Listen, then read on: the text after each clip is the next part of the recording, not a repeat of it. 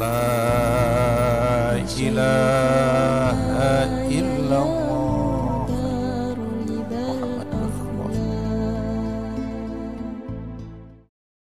Assalamualaikum warahmatullahi wabarakatuh. Bismillah, alhamdulillah, wassalatu wassalamu ala rasulillah Sayyidina wa maulana Muhammad ibn Abdillah wa ala alihi wa ashabihi wa mawalah. La hawla wa la quwata illa billah, amma ba'd. Kaum muslimin yang dirahmati Allah Ta'ala, zakat fitrah atau zakat ini bagian dari rukun Islam. Tentunya kita kaum muslimin wajib untuk menunaikan zakat. Zakat ada dua, ada zakat mal, ada zakat fitrah. Zakat fitrah ini diwajibkan bagi kita kaum muslimin apabila seseorang sudah memenuhi 3 syarat. Yang pertama adalah Islam. Karena zakat ini bagian dari perintah Allah Ta'ala, berarti zakat, menunaikan zakat ini termasuk ibadah. Maka bagi pelakunya, bagi yang menunaikan zakat, disyaratkan harus punya iman, yaitu harus Islam. Maka sehingga zakat jika dikeluarkan oleh orang yang belum Islam atau orang yang tidak Islam, maka tidak dihukumi sah. Kemudian syarat yang kedua adalah terbenamnya matahari di akhir bulan Ramadan. Artinya di saat matahari di akhir bulan Ramadan sudah terbenam, maka saat itu siapapun yang mengalami, siapapun yang menjumpai terbenamnya matahari di bulan Ramadan, maka dia wajib mengeluarkan zakat. Sehingga seandainya ada orang meninggal setelah terbenamnya matahari di akhir bulan Ramadan, yaitu tanggal 1 Syawal, maka orang ini pun juga wajib dikeluarkan zakatnya. Atau ada bayi lahirnya sebelum terbenamnya matahari di akhir bulan Ramadan, maka bayi ini pun juga wajib dikeluarkan zakatnya. Sehingga zakat fitrah ini wajib dikeluarkan bagi orang yang mengalami bulan Ramadan dan mengalami bulan Syawal. Kemudian syarat berikutnya adalah punya harta lebih atau punya sisa harta yang melebihi dari kebutuhan pokok di hari raya dan malam hari raya. Jadi siapapun yang mempunyai kelebihan harta atau punya harta lebih, setelahnya diambil untuk kebutuhan pokok malam hari dan siangnya, maka dia pun wajib mengeluarkan zakat. Dan jika seseorang sudah memenuhi syarat untuk mengeluarkan zakat, maka dia wajib mengeluarkan zakat untuk dirinya sendiri. Dan juga untuk orang-orang yang wajib dinafkahi seperti istri dan juga anak atau mungkin juga orang tua. Dan karena orang yang mengeluarkan zakat ini diwajibkan bagi dirinya dan juga orang-orang yang wajib dinafkahi, maka orang ini pun boleh niat untuk dirinya sendiri dan juga meniatkan zakat untuk orang-orang yang wajib dinafkahi, yaitu istri dan anak-anaknya. Jika seorang sudah memenuhi semuanya itu, maka wajib mengeluarkan zakat. Ini adalah 1 sok atau kurang lebih 2 kilo 7 on. 2 kilo 7 on menggunakan makanan pokok daerah setempat, makanan pokok daerahnya orang yang mengeluarkan zakat. Dan zakat yang dikeluarkan ini harus sesuai dengan makanan pokok daerah setempat. Kalau di sekitar kita, kalau di daerah kita, berarti zakat harus dirupakan beras, karena beras merupakan kebutuhan pokok di daerah kita. Dan zakat tidak boleh dirupakan berupa uang, harus berupa makanan pokok, tidak boleh zakat dirupakan dengan uang. Nah, seandainya kita zakat menggunakan uang, apakah diperbolehkan? Kalau kita mengikuti mazhab Hanafiyah, memang diperbolehkan zakat dengan menggunakan uang. Tapi kita juga harus tahu bahwa satu sok menurut mazhab Hanafiyah adalah kurang lebih ukurannya 3 kilo 8 on. Jadi kalau menggunakan uang maka harus menggunakan uang senilai dengan beras 3 kilo 8 on. Jika sudah semua terpenuhi, maka untuk menjadikan zakat kita sah, harus kita berikan pada mereka-mereka atau orang-orang yang berhak menerima zakat. Dan orang-orang yang berhak menerima zakat ini sudah ditentukan oleh Allah Ta'ala, sudah dinas oleh Allah Ta'ala dalam Al-Quran, yaitu dalam surat At-Taubat.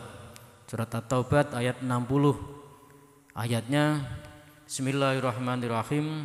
Innama sadaqatu lil fuqara'i wal masakini wal 'amilin 'alaiha wal mu'allafati qulubuhum wa fi riqab wal gharibina fi sabilillah ibn sabil faridatan minallah wallahu alimun hakim.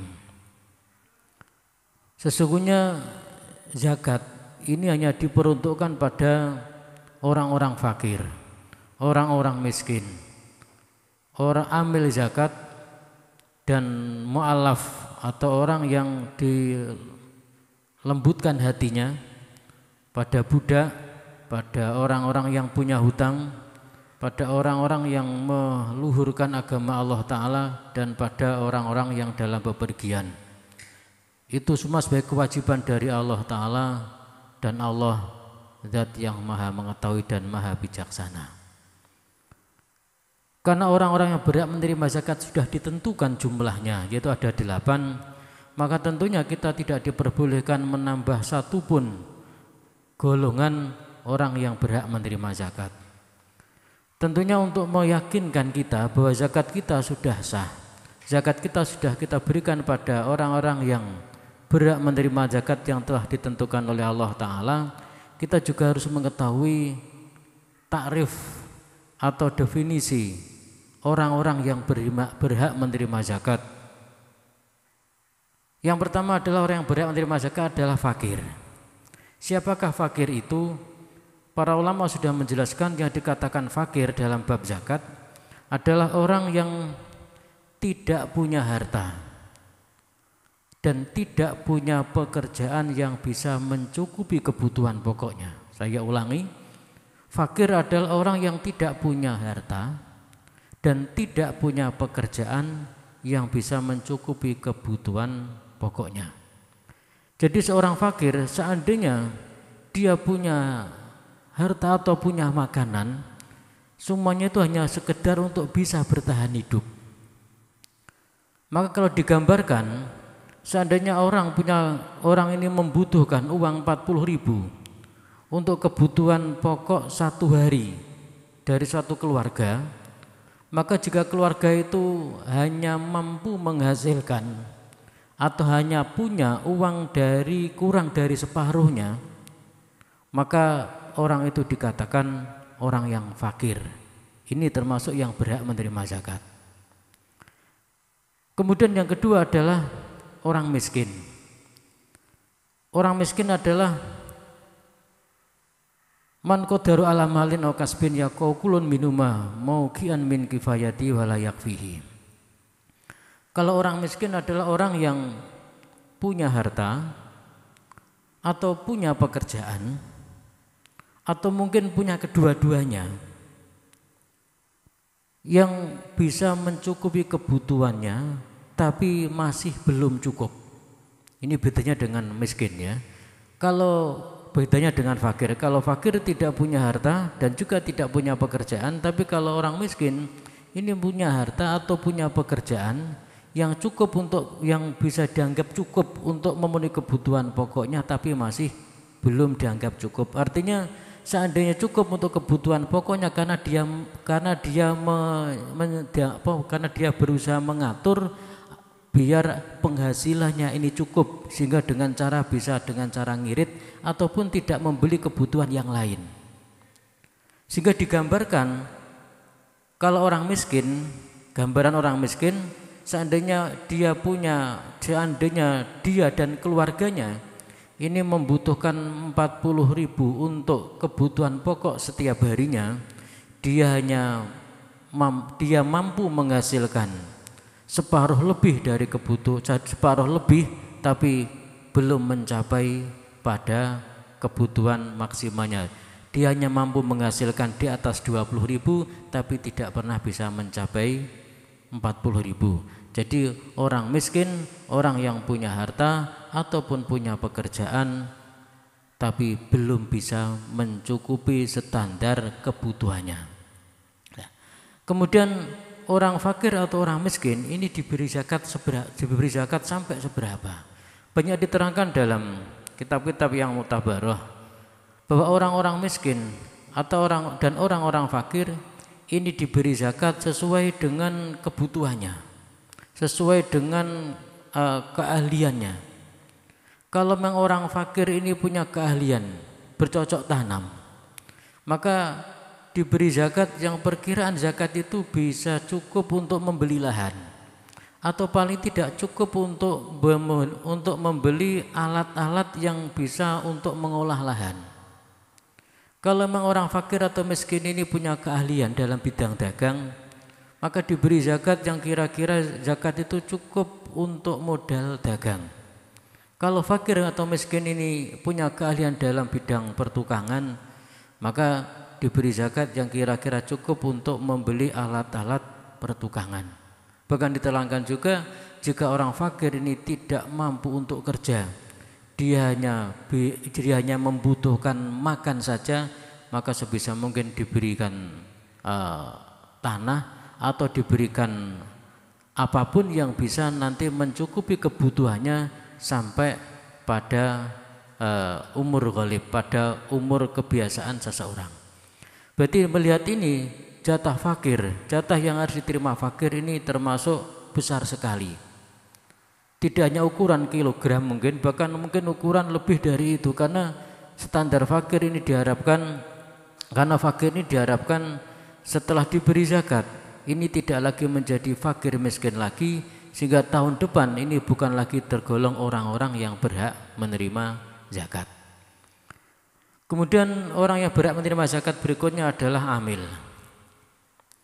Amil adalah orang yang ditunjuk atau diangkat oleh imam, diangkat oleh pemerintah untuk mengambil zakat, untuk menarik zakat, dan juga memberikan pada orang-orang yang berhak menerima zakat. Ini amil yang resmi atau amil yang syar'i. Jadi amil ialah orang yang ditunjuk oleh imam atau diangkat oleh imam untuk mengambil zakat dan memberikan pada orang-orang yang berhak. Jika amil sudah seperti kriteria ini, sudah sesuai dengan definisi ini, maka bagi orang yang mengeluarkan zakat lewat amil atau diberikan pada amil yang seperti ini, maka orang yang melakukan zakat lewat amil yang seperti keterangan ini, maka begitu zakat itu diberikan pada amil, maka orang yang melakukan zakat itu sudah bebas dari tanggungan, dia sudah dianggap zakat secara sah. Meskipun nantinya amil itu ada kecurangan, meskipun nantinya amil itu kurang benar dalam menyalurkan zakat, tapi asal amilnya resmi, maka orang-orang yang mengeluarkan zakat lewat amil sudah dipastikan zakatnya adalah sah. Karena jika amil resmi, maka amil ini statusnya adalah wakil dari mustahiqin, wakil dari orang-orang yang berhak menerima zakat. Nah, jika amilnya tidak resmi, amil yang tidak diangkat oleh imam, amil yang tidak ditunjuk oleh imam, seperti amil yang dibentuk oleh organisasi-organisasi kemasyarakatan, atau amil yang dibentuk di sekolahan-sekolahan, atau amil yang dibentuk oleh lembaga-lembaga yang ada di suatu daerah, yang ternyata amil itu memang tidak diangkat oleh imam dan tidak ditunjuk oleh imam, maka amil ini dikatakan bukan amil resmi. Artinya panitia zakat dan statusnya bukan amil resmi, sehingga amil yang seperti ini tidak berhak menerima zakat atas nama amil. Dan orang yang mengeluarkan zakat lewat amil yang tidak diangkat oleh imam ini, maka zakatnya orang ini bisa dianggap sah, bisa dihukumi sah jika amil yang atau jika panitia atau amil yang tidak ditunjuk imam ini sudah menyalurkan zakat dengan benar atau sudah menyalurkan zakat pada orang-orang yang memang berhak menerima zakat. Berarti kalau seandainya panitia atau amil yang tidak ditunjuk oleh imam ini menyalurkan zakat tidak sesuai dengan ketentuan yang ada, tidak pada orang yang berhak menerima zakat, maka orang yang mengeluarkan zakat lewat amil ini pun juga dianggap belum mengeluarkan zakat. Kemudian amil yang resmi ini bagian zakat yang boleh diterima adalah sekedar ongkos kerja. Jadi amil yang resmi, amil yang diangkat oleh imam ini boleh menerima zakat senilai atau sekedar ongkos kerja. Kalau amil yang tidak diangkat oleh imam ini tidak boleh menerima zakat atas nama amil. Kemudian orang yang berhak menerima zakat berikutnya adalah mu'alaf atau orang yang dilembutkan hatinya atau orang yang kalau diartikan orang yang dilembutkan hatinya. Mu'alaf ialah atau mu'alaf qulubum ialah man aslama wa niyatuhu dhaifah fa yata'alafu bi zakat illahu. Yang dikatakan mu'alaf yang berhak menerima zakat adalah orang yang baru masuk Islam. Orang yang baru masuk Islam dan niat keimanannya itu masih lemah. Orang yang baru masuk Islam dan niat keimanannya itu masih lemah, sehingga diperbolehkan jika berhak menerima zakat boleh diberi zakat dengan harapan dia tidak lagi merasa canggung, tidak lagi merasa terkucil dari kaum muslimin yang lain.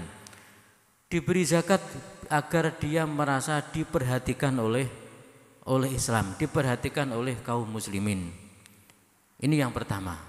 Yang kedua yang juga termasuk mu'alaf adalah orang yang baru masuk Islam. Sebetulnya imannya atau niatnya ke Islam sudah kuat sekali. Tapi dengan diberi zakat ada harapan orang ini bisa membawa kaumnya, bisa membawa kelompoknya, bisa membawa pengikutnya ikut masuk Islam. Maka orang ini boleh diberi zakat. Kemudian yang berikutnya adalah yang berhak menerima zakat adalah budak. Kalau budak sekarang sudah tidak ada. Kemudian yang berikutnya lagi adalah orang yang berhak menerima zakat adalah gharim. Orang yang punya hutang. Gharim orang yang punya hutang. Nah, gharim ini ada orang yang punya hutang untuk biaya hidupnya. Orang yang hutang untuk biaya dirinya dan keluarganya. Maka ini pun juga boleh menerima zakat atas nama gharim dengan syarat hutangnya belum dikembalikan atau seandainya harta yang dimiliki untuk membayar hutangnya dia langsung jatuh miskin. Maka gharim orang yang punya hutang seperti ini diperbolehkan menerima zakat. Dan yang kedua yang juga termasuk gharim yang boleh menerima zakat, orang yang hutang tapi tujuan dia hutang ini untuk meredakan, untuk mendamaikan dua kelompok yang bertikai. Jadi ada dua kelompok yang bertikai, dia bisa menyelesaikan pertikaian dua kelompok itu dengan cara dia harus hutang, dengan menggunakan biaya terpaksa dia hutang, kemudian hutangnya atau uang yang dia hasilkan dari hutang untuk mendamaikan dua kelompok ini agar tidak bertikai lagi, maka dia boleh minta zakat untuk mengembalikan hutangnya. Kemudian orang yang berhak menerima zakat lagi adalah sabilillah. Sabilillah ini artinya adalah orang yang meluhurkan agama Allah Ta'ala. Sabilillah ini yang oleh ulama banyak diartikan, mayoritas ulama mengartikan bahwa sabilillah adalah orang yang meluhurkan agama Allah Ta'ala dengan cara perang, dengan cara berjuang. berjuang untuk meluhurkan, untuk membela agama Allah Ta'ala, membela Islam, dan dia tidak tercatat dalam golongan orang-orang yang menerima gaji. Jadi dia jihadnya, dia berjuangnya ini adalah sukarela, tidak ada gaji yang diterima. Maka orang yang seperti ini boleh menerima zakat atas nama sabilillah.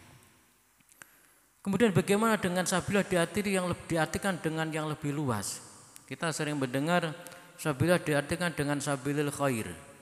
Sehingga seperti masjid, seperti kafan orang mayit, kafan orang mati, ini juga boleh diambilkan dari zakat.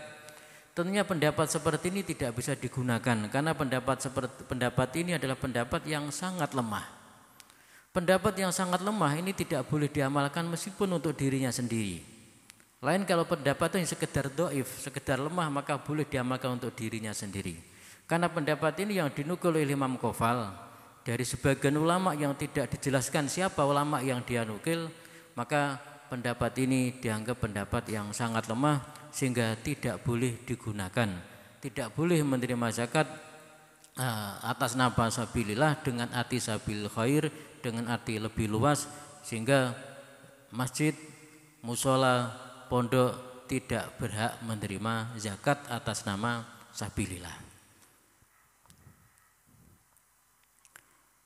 Kemudian berikutnya adalah Ibnu Sabil. Ibnu Sabil adalah orang yang dalam bepergian. Artinya Ibnu Sabil atau orang yang bepergian ini boleh menerima zakat. Lah orang bepergian ini bisa dia mengambil zakat di saat dia mau berangkat pergi tapi dia tidak punya bekal untuk bepergiannya. Atau dia kehabisan bekal di tengah jalan, ketepatan di daerah itu ada orang membagikan zakat, maka dia boleh menerima zakat atas nama sabilillah, dan yang dia terima ini sekedar zakat yang kira-kira bisa menjadi bekal untuk sampai ke tempat yang dia tuju. Nah, itulah orang-orang yang berhak menerima zakat.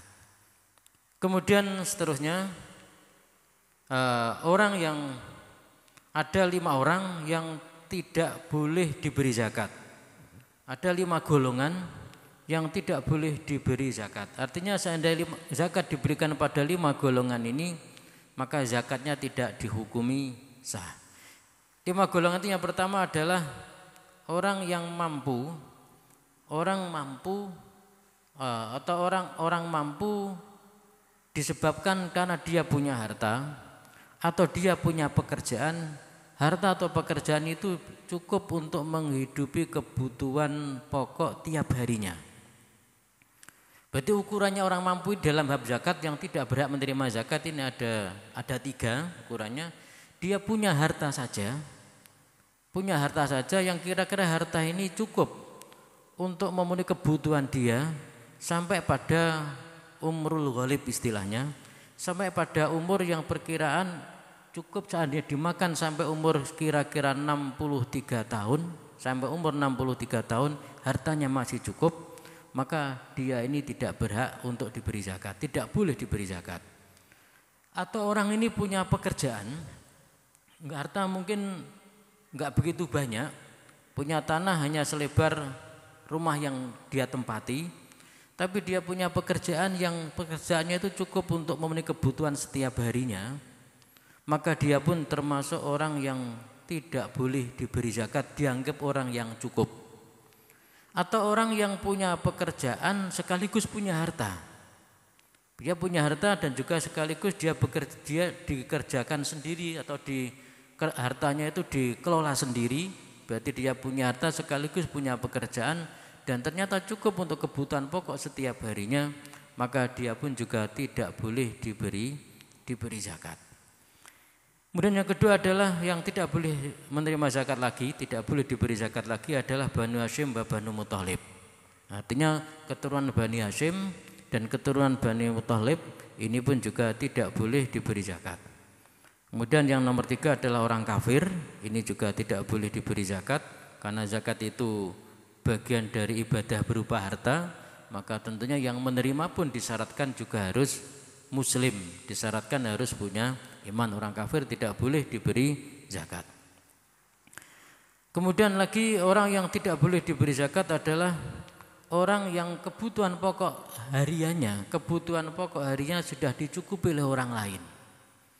Mungkin dia enggak punya harta, enggak punya pekerjaan, tapi kebutuhan hidup setiap hari sudah dicukupi oleh orang lain, maka dia pun juga tidak boleh diberi zakat. Seperti seorang istri atau seorang anak yang kebutuhan hidup setiap hari sudah dicukupi oleh suaminya, atau mungkin orang tua, tapi kebutuhan hidup sudah dicukupi oleh anaknya, maka orang seperti ini juga tidak boleh diberi zakat. Karena apa? Karena dianggap seperti orang yang sudah mampu, meskipun mampunya ini karena ditanggung oleh orang lain.